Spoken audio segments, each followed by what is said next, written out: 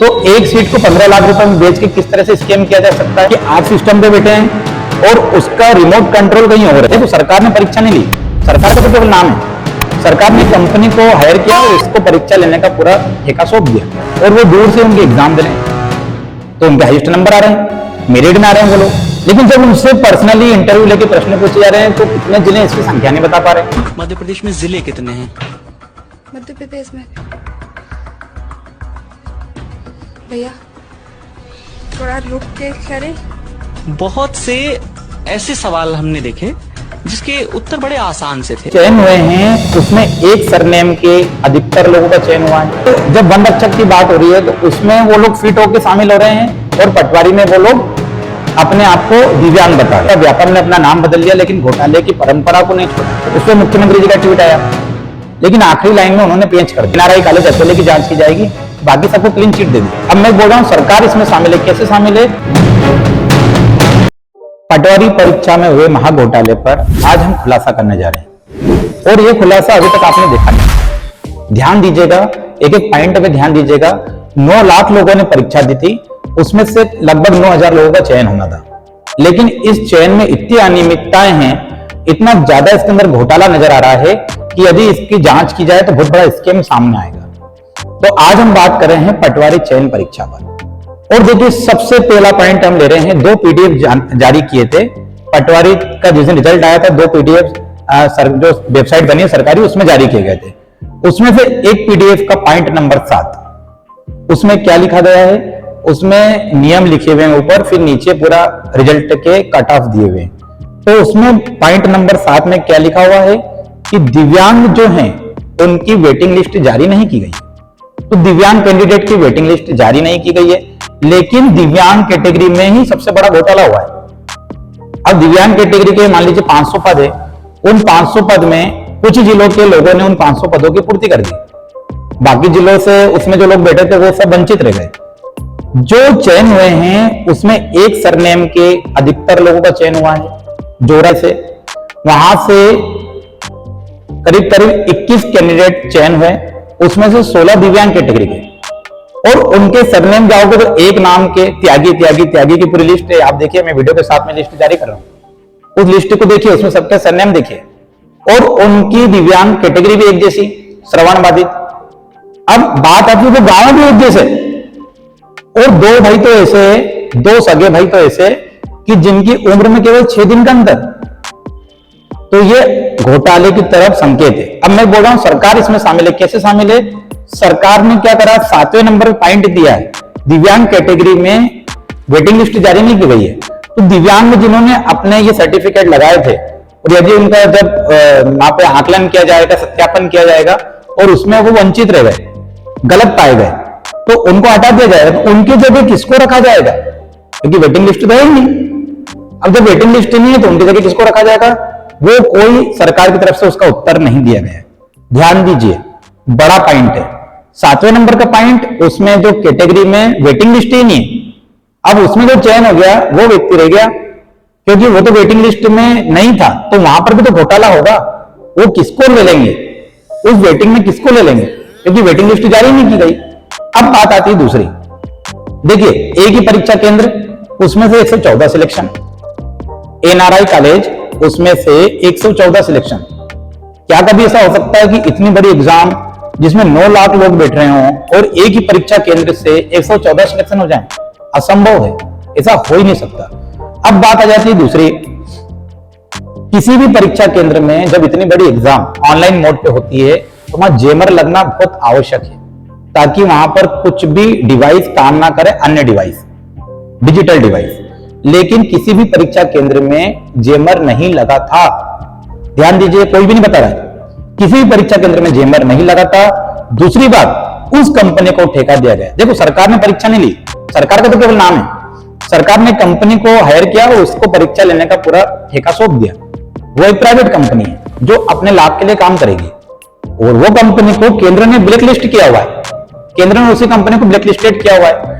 अब उस कंपनी को जब आपने काम दिया तो उसने 15-15 लाख रुपए में, जैसा कि अभ्यर्थी बोल रहे हैं, 15-15 लाख रुपए में उन्होंने क्या करा, सीटें भेज दी, पटवारी की सीटें भेज दी, पटवारी चयन कर लिया। तो कैसे हुआ? रिमोट सिस्टम जो होता है कि आप सिस्टम पे बैठे हैं और उसका रिमोट कंट्रोल कहीं और है और कहीं और से ऑपरेट होके सॉल्वर जो होते हैं, जो जिनको बहुत ज्ञान होता है, ऐसे लोगों को बिठा दिया जाता है और वो दूर से उनके एग्जाम दे रहे हैं, तो उनके हाईएस्ट नंबर आ रहे हैं, मेरिट में आ रहे हैं वो लोग। लेकिन जब उनसे पर्सनली इंटरव्यू लेके प्रश्न पूछे जा रहे हैं तो कितने जिले इसकी संख्या नहीं बता पा रहे।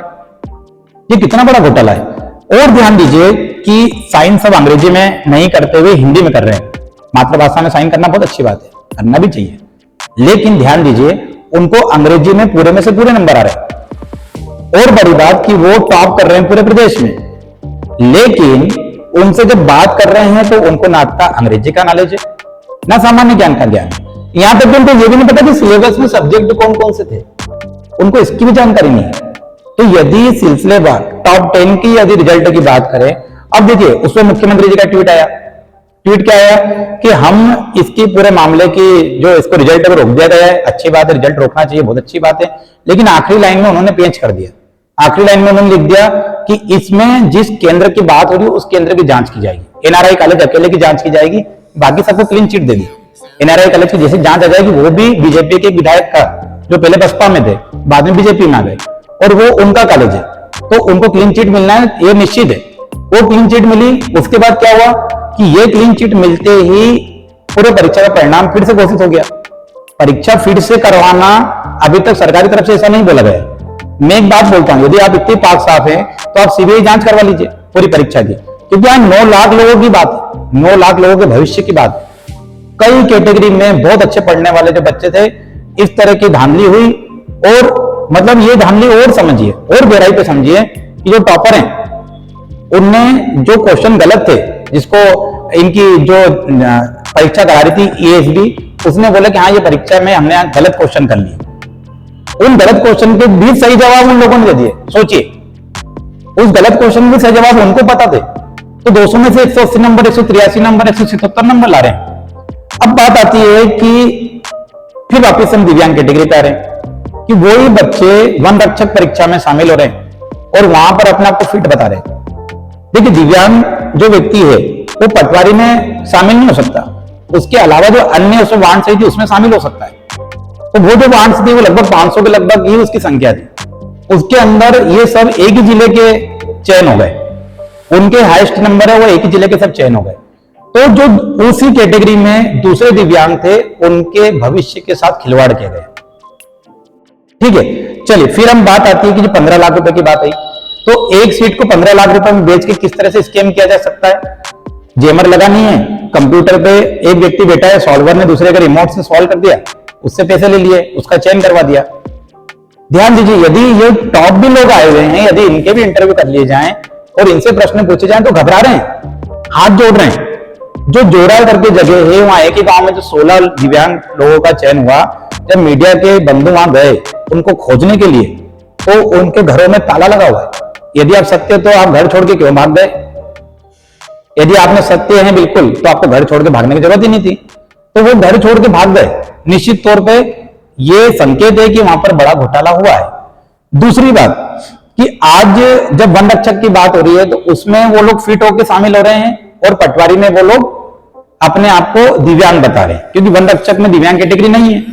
अब उसके बाद एक ही जिले के लोग ज्यादा चयन होना, एक ही केंद्र के ज्यादा लोग चयन होना, एक ही सरनेम के ज्यादा लोग चयन होना, तो ये बड़े घोटाले को इंडिकेट करता है। ध्यान दीजिए, एक और बड़ी बात कि मान लीजिए कि आप परीक्षा में बैठे और उसमें मध्य प्रदेश की परीक्षा है और उस परीक्षा में मध्य प्रदेश के प्रश्नों को ही कम से कम शामिल किया गया।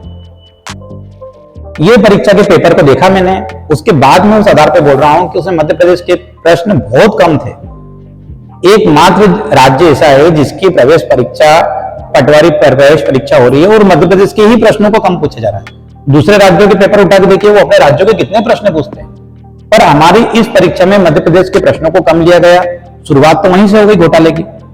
फिर उसके बाद में जब धीरे धीरे जैसे जैसे परीक्षा आगे बढ़ती गई, तो कई चरणों में परीक्षा थी और कई जो चरण थे तो कई चरण के पेपर इतने कठिन दे दिए और कई चरण के पेपर बहुत सरल दे दिए, एक जैसा स्तर ही नहीं था।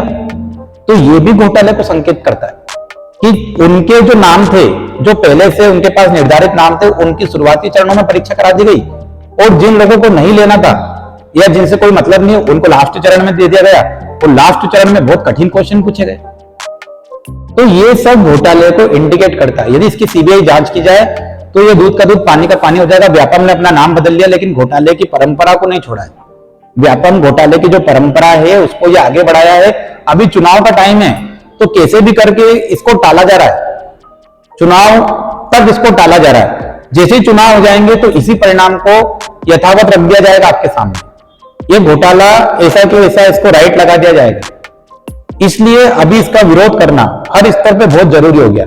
और मैं किसी पार्टी का विरोधी नहीं हूं, मैं किसी पार्टी की बात कर रहा हूं, मैं गलत का विरोधी हूं। यदि सत्य पे आंच आएगी तो जो भी लोग सत्य को जानते हैं उनको सत्य के साथ खड़ा होना जरूरी है। यदि आप चुप हैं तो इसका मतलब असत्य के साथ शामिल हैं, आप धर्म के साथ शामिल हैं। धर्म की इस लड़ाई में आपको धर्म के साथ शामिल होना पड़ेगा। धन्यवाद।